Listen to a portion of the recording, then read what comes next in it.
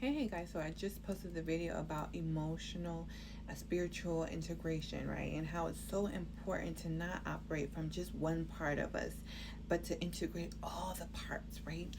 And this takes a lot of time, practice, and sometimes it's a thing that feels so out of our control to be able to do, right? How do we integrate?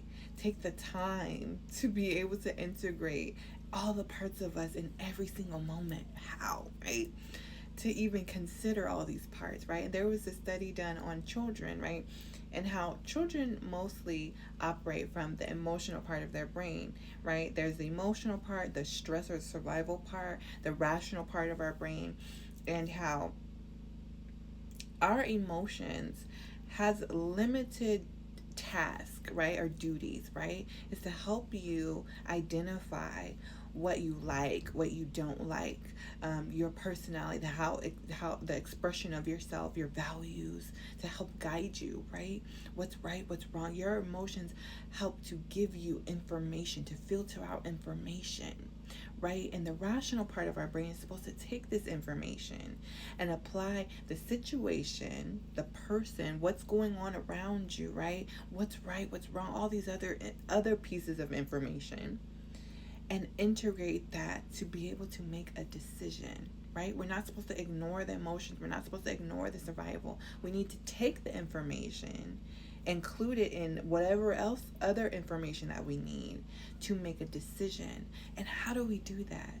We do that by having conversations with yourself and with God. Because that's a lot, okay? That's a lot of work. That's a lot to do on your own. That's why the relationship with God is so important, because there's so much information that we wouldn't even think to consider. But God knows, and God knows it all. He's got it all figured out for you. So we are able to integrate and be whole when we have these conversations with God. Lord, why am I feeling this way? I don't know what to do with these thoughts, with these urges, with these feelings.